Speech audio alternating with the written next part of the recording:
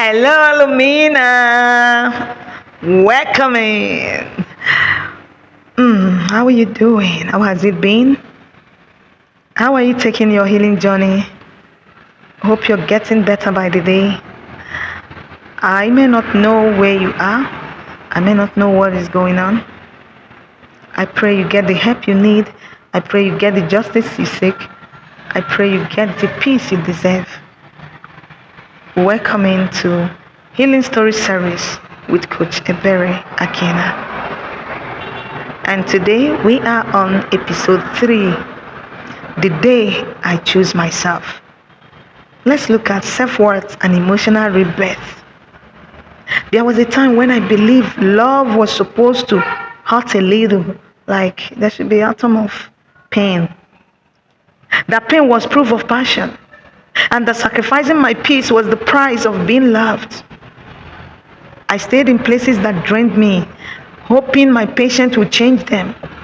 I gave chances to someone who knew how to say, I am sorry, but never knew how to stay sorry. You know, there's a difference between saying, I'm sorry, it's okay, let's forget this. Are we going back to this again? But I've apologized. But they don't know how to stay sorry. They don't know how to avoid that thing that is making them to come back to being sorry with words and not actions. Oh my God. I remembered night when my pillow was soaked with tears I couldn't explain to anyone. Days I smiled in public and broke down in private. You know, people outside may see that you are happy, everything is okay for you. You wish you can open their eyes to see what is going on, but it will never come to pass. I kept telling myself maybe tomorrow would be different, but tomorrow came with the same silence, the same emptiness, the same pretending.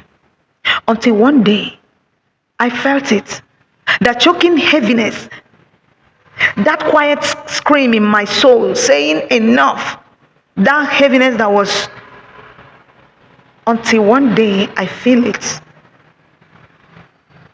The choke was so heavy that I can't ignore it anymore. That quiet scream in my soul saying enough. I had reached the edge. The point where love was no longer healing. Where love was no longer healing me. Rather, the love I wanted to depend on was breaking me. And in that particular moment, in that painful moment, in that painful clarity, I realized I was trying to keep alive something that had already died inside me. You know, when you're trying to keep alive something that was no longer existing. So I did something I never thought I could do. And what could that be? I choose myself. You heard me right. I choose me. For the longest time, I thought love meant staying even when I was no longer seen, even when I was no longer noticed, even when it's obvious that I have disappeared from the scene. I choose to stay. Even when my laughter had turned into silence, I kept giving, hoping one day he would realize how deeply I cared. I kept adjusting, shrinking, apologizing, just to keep a love that kept wounding me. I thought living would mean I failed. I thought staying was the real thing. But I never knew that living doesn't mean I failed. Rather, staying where I was not valued, where I was not seen, was the real failing. Not just failing, but I am failing myself. The turning point came quietly. It wasn't loud. No argument, no dramatic ending, just a calm morning when I looked into the mirror and didn't recognize the woman staring back at me. Her eyes were tired, her soul empty, and that was the moment something inside me whispered, enough. Haven't you done enough to yourself? Trying to keep this. I didn't need anyone's permission right then to start healing. I didn't need validation to know I was worthy. I just needed to choose myself the way I had once chosen everyone else. So I started small, I say no to what drained me. I say yes to peace and peace and peace. Yes, yes, yes, yes, yes. I stopped chasing closure and started creating calm. I stopped chasing who is not chasing me.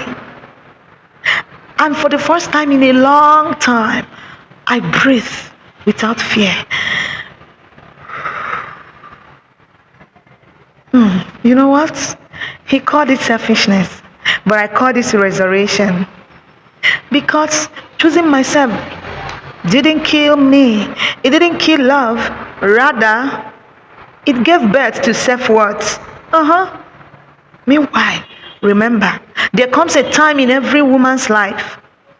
There comes a time in your life when silence became your loudest cry and peace becomes your greatest victory.